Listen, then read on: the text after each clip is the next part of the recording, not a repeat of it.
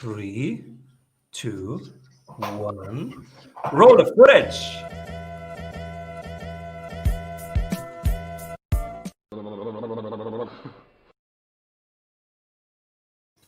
Hello, everybody. Welcome back to the Strategy Show. I'm your host, Simon Severino. Today, we have founder and CEO of Career Contessa and host of the Females Podcast. Her newest book is called Power Moves: How Women Can Pivot, Reboot, and Build a Career of Purpose. Welcome, everybody. Lauren McGoodwin. Hi, thank you for having me. So cool to have you here and so relevant what you have brought with you. We will unpack how to hire, how to fire, and how to promote accordingly. Super pumped. So, Lauren, what are you currently creating? Yeah, well, this is less of a creation year. In all honesty, I think part of that was I was creating the book all of last year and it came out. And then, of course, coronavirus happened. So we are creating our usual, which is just really amazing career content on a daily basis. And we're trying to not take on some like a book project or some other crazy big project just with the uncertainty of this year. But luckily for us, just creating amazing career content on a daily basis keeps us very busy. And let's go directly to your CEO tip number one around hiring. Mm-hmm. What's your perspective? Yeah, even though I was a recruiter before I was running Career Contessa, I think people just assume, oh, you must be amazing at hiring people. You never make mistakes. That's not true. Everybody who runs their own business, works for a company, they've hired the wrong people and they know how big of a difference it can make to hire the wrong people on your team. So I think hiring is one of those areas that you should not rush. You should be very focused about what it is that you want, what does success look like in the role before you make the job description. Just have a lot more clarity. I feel like what happens with hiring a lot for companies is, people are your most important asset. They're the ones who really help you grow your team. But what will happen, so while that's so important, they'll make these quick decisions about we need someone who can do X, Y, Z. And then the next thing you know, they've thrown up some job description and they're hiring. Well, there needs to be, I think, an equal amount of thought put into who you're hiring, what success looks like in the role. As there is to just the idea of we need a person to come in and solve this problem. So hiring is something that I just feel like is so important to do in the right way. Otherwise, you always pay for it later. So that's kind of the description of how we hire. Oh, we need this person. Let's hire. What is the better way to do it? Can you tell us how you hire or how to do it the correct way? What's the framework to think it through? Yeah, so I used to do it that way also. And what I realize now is that when I do it like that, I am basically making the assumption that whoever I hire is going to be the solution to my problem the minute I hire them. And so it's kind of I've already solved the problem because now I've hired a person to do that. And, that's not the case. The people have to come on board. They have to be trained. They have to be taught. They have to, have time to make mistakes and fail and figure it out. So first of all, it's just sort of, I think, a mindset or an assumption of the minute, if you have a problem, you're trying to hire someone to come in and help you solve that problem, just hiring them doesn't solve the problem.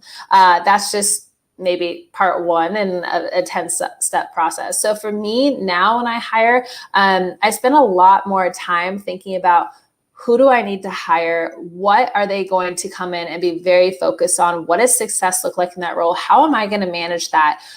What tools and softwares are they going to need? A lot of times too, I will start with some freelancers or someone who's a contract worker for maybe a couple months to help me get a better sense of what it is that I actually need for the role. Because sometimes you think you need something and then you hire that and you realize, I actually don't need that skill set. I need this skill set. And so I'm kind of a big fan of the tests via, freelancers or even myself trying to take on something for a little bit first, or someone else on our team and kind of shifting things around before we actually go out and hire a full-time person for that.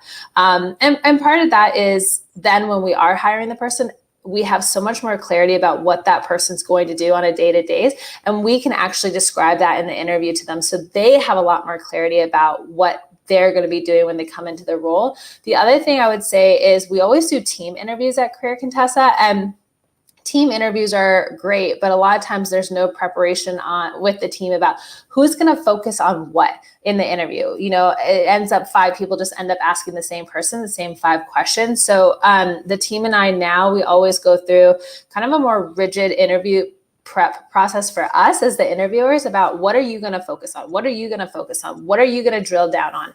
And that helps us get a little bit more of a well-rounded interview experience as well. So, that at least has been working a little bit better than the old method. But I think the method you're using, for example, which it totally makes sense because especially as a startup, you're moving quick and you're like, I got a problem. I need this person to come in and solve it right away. And I've just realized that when you move quick with that stuff, the odds of making the mistake are just so much higher.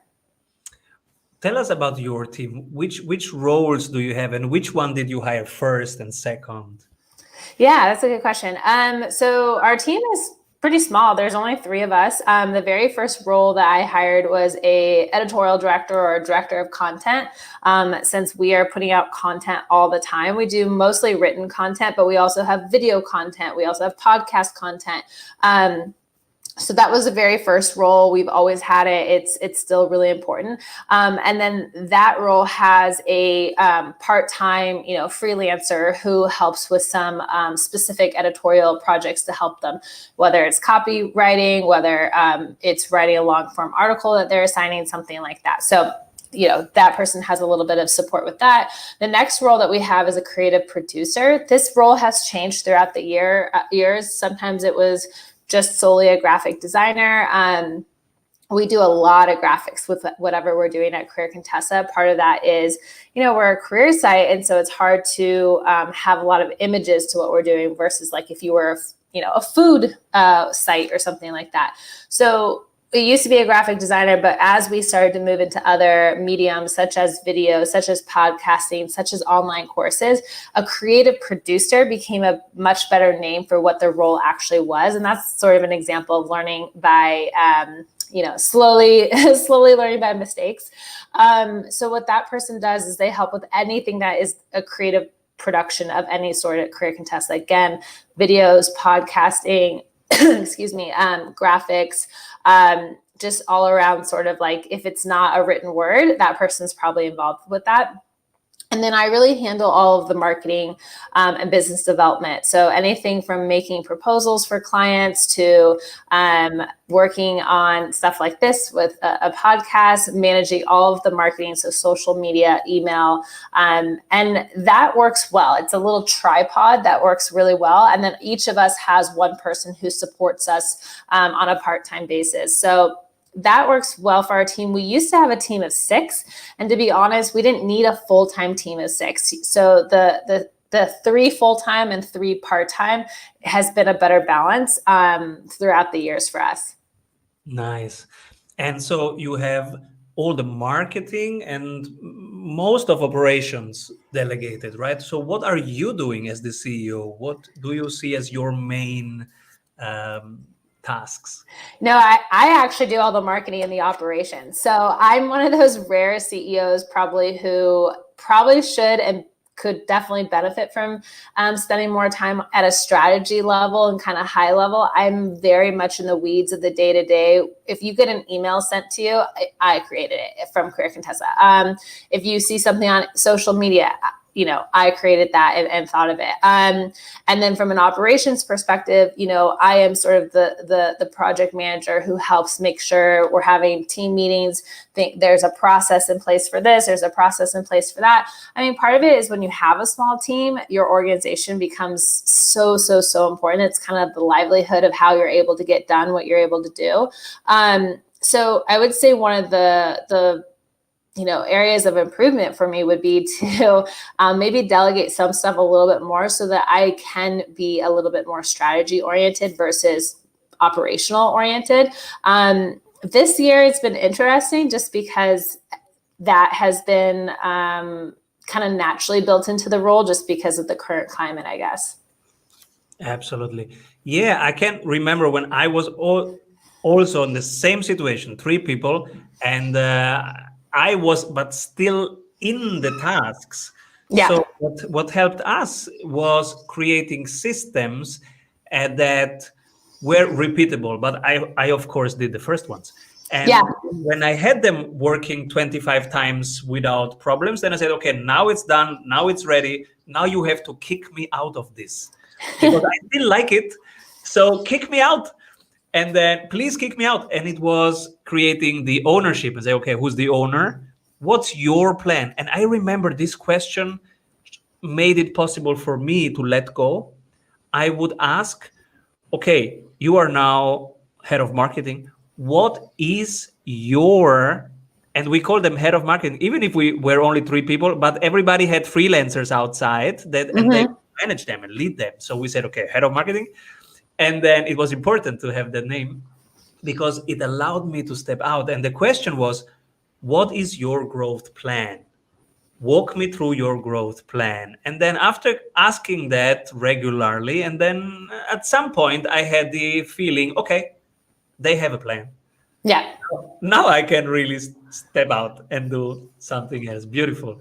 Yes. Before we go to a much less discussed topic, but so important for everybody of us, how to fire the right way, we pass through the segment that we call the Strategy Award.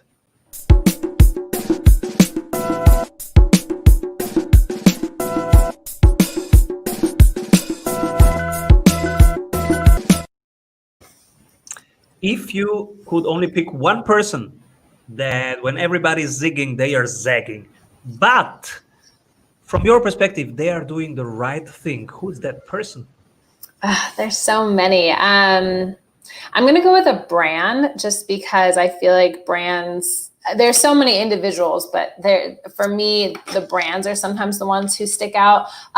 Mina Harris and her brand Phenomenal, where it's a social impact action campaign where they're selling merchandise, physical merchandise, but it all goes toward helping these campaigns that are related to, I don't want to say politics, but definitely social good. I think they're doing an awesome job. I don't know if it's that when everyone zigs, they zag, but they definitely have their own style, their own voice, their own tone.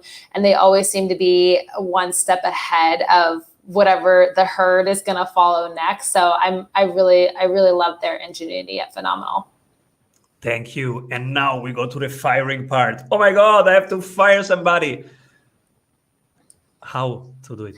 Yeah, my advice is to do it quicker than or sooner rather than later. I actually got the advice once that it was an employment lawyer, and he was like, look, in my experience, which is a long time of this, he's like, the minute it goes into your head, like, I think I might need to fire this person. You probably need to fire this person. You probably needed to a couple months ago, but it's just now coming out loud to you.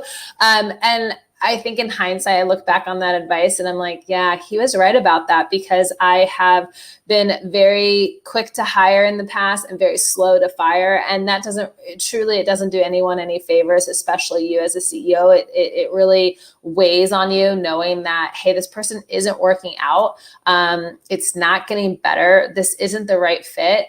And whether you don't want to fire them because, it's a hard decision for you or you're going to feel bad about it, or you are worried on how it's going to impact them. What impacts them more than anything, though, is staying in an environment where they don't fit, where maybe their confidence is being taken down each day. Maybe they are frustrated at the role and they're starting to really become that poisonous employee who starts to let everyone else know, hey, this place sucks. And like, here's why you should hate it too. Like basically, we used to call these at my old workplace culture vampires. They literally suck the life out of your culture. And I've had a couple of those at Career Contessa, and it's 100% my responsibility, where I let them stay too long because I wasn't comfortable with firing people. And if you're going to be a CEO, you need to learn how to put emotions aside and do what's best for your business and really separate the two. And I've always struggled with that. Empathy is one of my number one strengths. And so I would say empathy can be a huge strength for a lot of parts of my business, but that part, it made it 10 times harder. So just go back to the advice that that lawyer gave me, which is the first time you think it means it's probably a good idea to follow through with it. We see this a lot in our accelerator when we coach CEOs, and especially if they are a people's person, which makes them such nice person, and that's why people want to follow, and this is why people come to your company. So it's really double the effort and double really hard for them to then have this big picture side and say, okay, where is the whole company going? What is functional, dysfunctional for the system? Yeah. What is the right thing to do? We actually had, so if you right now listening need to fire or are thinking about how to fire, there was one guest, Brian Robertson. So you can go back to the episode with Brian Robertson. He said, I love how my company fires people. And he laid out the whole process of how his company, Holacracy One, does fire people. And so it could be interesting for you, but I hope you have never to fire. And if you have to, do it quickly. We have one more CEO tip, but before we go there, what is a book that inspired you on a professional level? Oh, I have so many. I mean, obviously I read a lot for work, but probably the few that I recommend over and over again is The Confidence Code. I thought that was just an amazing book that every person, especially every woman, should read. I also love The Art of Being a Manager by Julie Zhu. I thought she was the first intern at Facebook who then became a manager and kind of had to figure it out as she went along. And I thought her advice was just really incredible. She also talks about kind of, you're not their friend, you need to be their boss. And I've learned the hard way about, if you are friendly and a little bit more wishy-washy and you don't want to make decisions, that's not good for people. People need structure. They need some authority to come in and say, this is what I need, and here's when I need it by. And so I learned a lot from her. And I would say those are two really good books because everyone needs confidence. And becoming a manager is a really challenging job. And when you are running your own company, you're the manager and the founder and all these other things. And you're going to probably be the most exhausted by managing people and all the things that come with that. So I found her book to be really, really life-changing. I keep it nearby so I can turn to it when I need it also. So those are the two books I definitely would recommend. I didn't read The Confidence Code, but I guess right now we all need a little bit more of confidence in this funky year just to stay on track, right? And to stay clean. Does this book give applicable advice? Should we say to everybody, hey, read it? Yeah, it's applicable advice, but one of the things I like about it is that it's not just, here's how to get more confidence with like woo-woo things. They're very science oriented, and the science of confidence and how, yes, some people are born with more natural confidence than others. And here's how you can increase your confidence. Here's stories especially of women who have done it. So I think it's really applicable advice. And I think it's important for people. Sometimes if you can understand the science behind something, I find it actually easier to then go and implement that in your life or have more of that in your life. It just gives you that context that you didn't have before. If I guess many are thinking, should I give it to my daughter? How old should they be to read this? Yes, they actually have a second book that's for girls. So they have one that's for the younger group, and then The Confidence Code is for the older group. So you can get both and read them together. Beautiful. All right. And then your third CEO tip, promote accordingly. Who to promote? How to promote? Yeah. So I think especially running a career site, we see this all the time. If you go based on what your employees want, you're going to be promoting them every 6 months. People are impatient. They are obsessed with feeling like, hey, I did a good job. Now where's that promotion? So what I would say is promote accordingly, but come up with some sort of structure for yourself for how do you promote? How often do you promote? What is the criteria for a promotion? For some companies, you're right, showing up 365 days warrants a promotion and a raise. I think I froze. Oh, am I back? Yeah. Okay, good. And so one of the things I think about promotions is I think rewarding and acknowledging people for their hard work is extremely important. Does it always have to be a promotion? Maybe, maybe not. And so I think what I've learned is promote accordingly to the skill set and that actual next jump versus just being like, you did an awesome job this year, so now we're giving you more responsibility. It also goes back to just managing expectations, being really clear about what is coming with this promotion. So again, the structure, having a lot more structure in place than you think you probably need is I would err on that side. Beautiful. And who should be my next guest?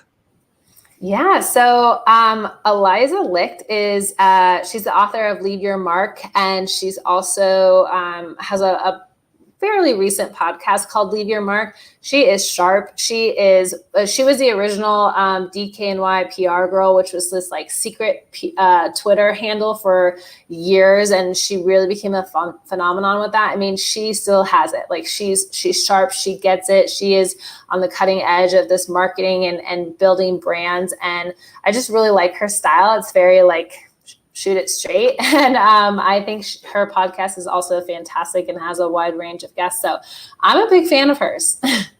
Beautiful. Where can people stick around your creations, find you?